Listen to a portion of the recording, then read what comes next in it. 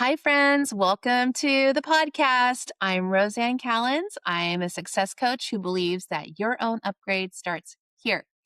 And this is my very first episode, and I want to say this right out loud. I almost didn't press record. And then I remembered I say to my clients all the time, done is better than perfect. So today I pressed record and I didn't want to do it alone. So here I am excited to introduce you to someone I admire and respect so much, Denise Lentz, CEO of Brightside Success Coaching.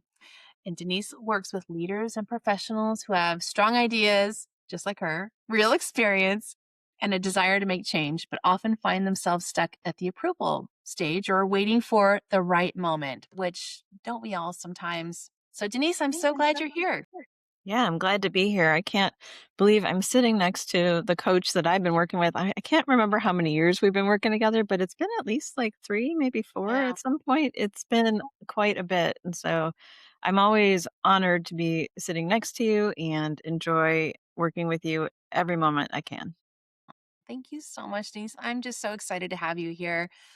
But before we jump into your work and the upcoming workshop, I want to start here because, and we talk about this all the time, so many people listening are smart, they're capable, they're full of ideas, but they just keep waiting. They wait for timing, they wait for buy in, they wait for permission, or they wait for things to feel more settled. And from your perspective, from your work, what keeps people stuck instead of moving forward? Okay. Well, what keeps people stuck and not moving forward is usually quite easily something that is right there in their whole body. It's usually their own head and how they're thinking about something. I have been through a lot of coaching to usually get out of my own way. So, coaching and doing something like getting out of their own way or getting stuck is often you have a thought about something. That thought could be, I don't want to be on camera. My hair doesn't look good enough today. It could be, "Oh, I don't really know how to use the technology. I'm gonna mess it up. I don't know how to do this, so can't do a video today." Or, "I don't have enough time. I just don't have time. I'm too busy." I really don't like that busy thing because I think I've used it way too much in my career, and I'm not sure I was really busy. I was just doing something, and I didn't wanna do something else. And Mm. so, what I try to think about is, how can we get out of our own way, think about that thought, whatever it may be, and continue to achieve what you want to achieve. Do you want to tell somebody, well, I didn't do this video today because I didn't like my hair? I mean, it sounds a little strange. So wouldn't it be better to just be like, let's just do this video? I know my hair isn't perfect. I know I need it colored next week, but that's okay. I'm gonna keep on going and keep on moving forward. I definitely resonate with feeling like you just need that one more thing sometimes. But then when you do it, oftentimes we feel so proud of ourselves, right? Especially when we didn't feel like doing it. I think people forget the power in that. Oh yeah. And when you achieve something, you get to write that down in your Brave book. Try to keep a little Brave book of all the things that I'm working on and I didn't do before and now I'm doing. And, little things like a podcast or something, a webcast where I never would have been on a TV screen like this before. I never would have been in the world of, the web and talking in front of people. And I'm now able to do it. And I'm like, okay, sign me up. Let's go. Let's do the next one. Think about that for both of us. Like, that's just so fascinating. Tell me more about the Brave book. Like, can you give me an example of something that was really hard for you and then you had to step into being brave? Yeah, I have to admit, I don't really have an actual book. I have more like a huge stack of Post-its because I am a Post-it person. But the concept of the Brave Book is essentially when I can't do something, I'm like, I can't do it. It's impossible. There's no way. I go to my Brave Book and I go, okay, what would I like to have in that Brave Book that I did? What is the thing that I'd like to do? I mean, I will show you one Post-it right here. I'm on the air. So this is a post-it of me being live on something or me being on the air. I'm live, right? It's like, okay, I did it. So after I did it, I wrote that post-it and it's on my Brave my Brave board, if you will. I have a monitor that doesn't work, and so it is where all the Post-its live. And I thought of replacing the monitor, but it's so useful just to hold all the Post-its that I keep it there. Yeah. And so what I do is I just try to collect them, and I'm much more intentional than just that. I mean, the Brave book for me is I do set intention in the beginning of the week. I'll even share like for me for this week. So for me this week, my intention is to know I was doing some podcasts. So do the podcast, make sure I have some great stories to tell. And then I plan that in the beginning of the week. And then by Friday, I kind of do a look back and go, did I do all the things? But that doesn't happen by chance because I set the week full of intention, and each day I set aside the thing I want to achieve. I even block it out on my calendar like it's a meeting. So when someone says to me, hey, can you meet at 2 o'clock? I might not actually have a client or a meeting with another person at that time, but I got a meeting with myself. And I hold that time very seriously that I want to get this one thing done. I make sure I work on that one thing and I do it. I'm not always perfect. I don't always do it as I say, but I try. And that just gives me the intention and the time to get things done. And then in the end, I look at my Brave book for the week and go, did I do what I want? And this is where you have to be very careful. You can't beat yourself up and go, I didn't do that one thing. That's okay. We'll put it on for next week. What did we learn? Maybe we didn't set up enough time. Maybe I needed 3 hours to do a podcast and I only had two. Maybe I needed to make time to go drive between sessions because sometimes I forget to put the drive time in something. Okay, lesson learned for next week, right? I will put the drive time in there. So I try to just look at it, give myself the grace that I need, and then move on. So the Brave book has been something that I've used with my teams for years because we've had to march through some pretty serious things, and the Brave book just gave us a method and a way to get through it. Wow, that's really, really cool. And I love how you said you inspired your team to do that as well, right? So when you're talking about your team and you're helping them, right? How do you help someone, let's say someone on your team has a great idea like that, right? How do you help someone translate a good idea into something that their leadership will approve and buy into? Yeah, well, that's where it gets tricky. If it's just you doing it all by yourself, one that takes a lot of ambition to do that. But now you've got to start working with other people, and you've got to think about when you're working with an executive or working with someone where you need to gain financial approval, you got to have your story together. You got to have the whole story together. And if you want to gain that approval, you have to understand, well, what does it cost? What does it take? Why do I want to do this? What's the value? If you don't get to that value rather quickly when you're talking to people, you're going to lose them. I want to do this thing because I want to do it. Good. That's nice. So what? Who cares? And I'm not trying to be mean, but so what? Why do you want to do it? If it's, I wanted to do this thing because I really think that we can bring some value to the customer. And I think we'd even bring in more customers if we do that, which would mean real revenue or real money for the company. Hey, those are the things we want to do. Those are the things we want to do. We want to show that we can bring in the value. We want to show that dollar amount. And then when you have the conversation with someone who is looking to prove for you, you've got some facts before you. I always think about what Roseanne taught me. Look at the shift 345, which is right there, always on my screen or on my keyboard, and that's the number. What number is there? A quantity? Are we going to get 10 more customers? It's the dollar sign. How much money are we going to make? Are we going to make another $1 million this year if we do this? And then percentage. Is there going to be a percentage increase of less churn or less issues with customers? Is it going to be better in some way? And so that's how I think about it when it comes to getting approvals and when it comes to be getting acceptance from others, is just really have your facts together. So you do have to take some time, put all that together, make sure you can convince yourself, and then you can start having those conversations with others.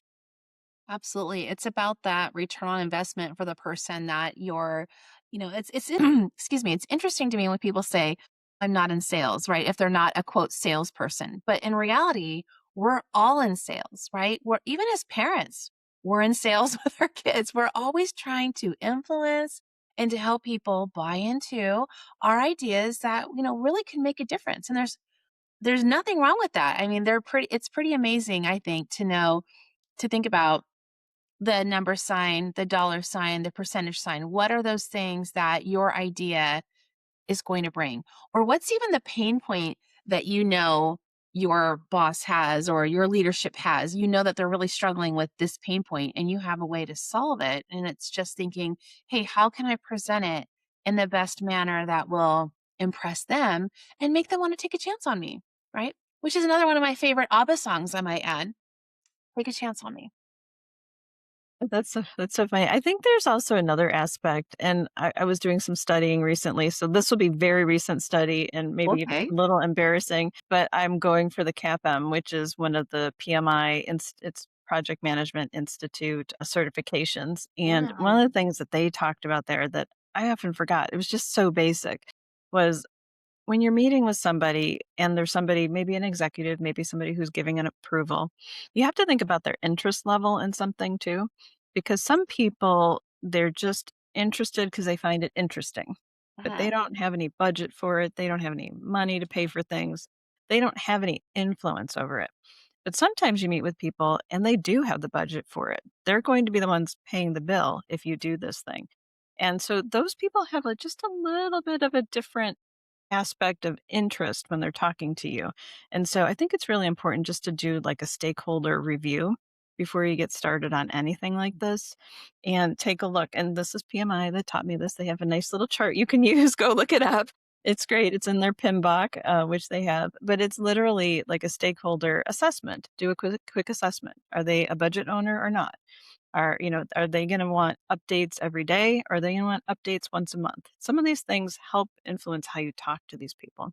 And so I bring it up just because it was so relevant for the topic of getting approvals. And sometimes you don't start with the basics of who am I talking to and what is their interest? Yes, their pain points, but maybe start a little bit further back, which is what do they care about in their world? Are they the budget owner? Are they the stockholder? Are they something else? What are they in the world? And then you figure out what's their pain point, and then you apply the how do you give the metrics to get them to buy into something.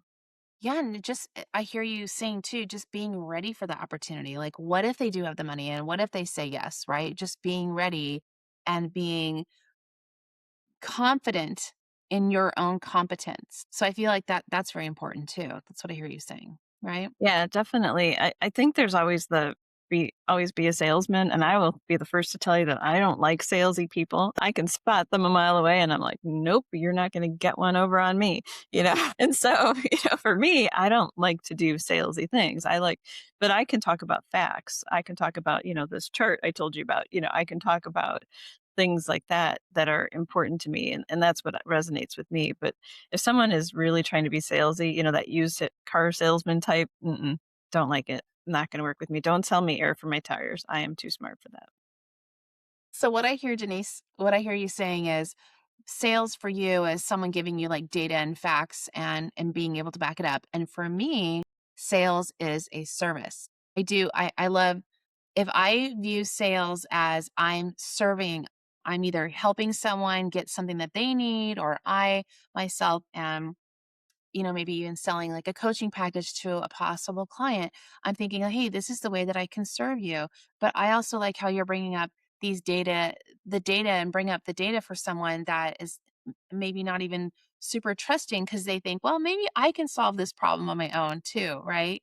And they're like, I have what it takes, but then you're trying to say, hey, but I have a way that can make it faster, stronger, cheaper, more expensive, better. I don't know. So yeah, sales is we should do a whole separate one on sales alone, don't you think? Oh my god. Well, even just your topic where you say you give them service, but what if you said, "Well, how much do you make in a year, and what percentage of your salary do you want to reinvest in yourself?" And then you take that percentage and go, "Well, how much is coaching really worth to you?" You could do some kind of reverse math like that too. I know I've worked with people who have said, "Hey, I'll write your resume for you, but typically, executives will pay 3% of their salary for a good resume." And I'm like, what? That's a lot of money. And so, you could even use it from that perspective as well because it's valuable. That's a great perspective about investment like that too, because even with career coaching, if I tell someone like, look, I'm going to help you on average get 20% more than you were already making, and you're investing even less than that on a document that's part of your self marketing messages, we definitely need to do a separate one on that because I know my time is limited with you, but I wanted to talk about your upcoming workshop, How to Get Executive Approval for Your Bright Idea. I love that, since you're Bright Side Success. And I love that title because a lot of people have so many ideas that they believe in, right? I love dreamers. I'm a dreamer myself, and a dreamer and a doer, but sometimes people don't know how to get them across the finish line. So just tell me really quick, who's this workshop really for, Denise, for your How to Get Executive Approval for Your Bright Idea? Who's this workshop really for? Yeah, it's really for anybody, just as simple as that. So this workshop, How to Get Approval for Your Bright Idea, is really for anybody who wants to get approval. It could be in a corporate setting, it could be in a day-to-day setting. It doesn't matter. And there's two people that will be presenting that day. It will be an architect, so somebody who's used to asking for billions of dollars to spend on things. And it will be somebody who is a business analyst. She is used to making sure that she can show the value when money is invested. And so the combination of the two of them is going to be fabulous, because one's going to be really watching the money and one's going to really want to be spending the money. But both have to work together to get this totally done, because when you go to talk to, say, an executive or anybody where you need approval, you have to make sure you lay it out, but you have to know who you're talking to first, and then you come up with an approach. And I don't want to give it all away or you won't come to the workshop. Now the workshop is free. So, there's a good investment. It will cost your time though. So your time is money. And so if you want to come to this, it's on the 3rd of February and we're super excited about it. So come join us. Go to brightsidesuccess.com. You can sign up. We have many other workshops there as well. One of them that's really hot, and probably the biggest question we get asked at Brightside, is how do I lead AI? There's so much going on. How do I lead my team? How do I take control of it? And how do I really watch? And that's a series that I'm super excited about. So we have just a general how to lead AI, and we have one how to lead AI during uncertainty, which just adds a little bit of crazy on top of the AI. So we've got a bunch of workshops out there, and every workshop is led by a specialist in that area. And we have a great staff that is building that each and every day. You have a lot of great experts on your team, Denise. One quick question. You and I talked about someone listening to this podcast, maybe when they're taking a walk and getting healthy this year. So if someone's listening right now and they have an idea that they've been sitting on, just what's one small step, one tip that they could take this week instead of waiting for perfect? What's one action step someone could take with an idea they've had? Well, if they have an idea, I would say you just have to keep moving. It's great to have the idea, but the idea is still in your head. Somehow you have to get it out of your brain and onto either paper or onto a phone call or onto a conversation with your amazing coach. And you can then figure out how to take the next step. But just an idea without any momentum and any movement just sits right there, right where it is, an idea. So I would ask the same of you, because if I didn't know how to move forward with something, I would call my coach, Roseanne. Well, what's one small step you can take this week instead of waiting for perfect is to have an accountability partner and call them up and say, "Hey, I really want to do this, but I'm a little bit scared," which I like to reframe and say excited, and then say, "Will you do it with me?" And guess what, everyone? Here we are. I just did it this week. Well, remember, everyone, done is better than perfect. And so, Denise, thank you so much for this conversation. It's such a good reminder that, like she just said, momentum matters. Don't wait.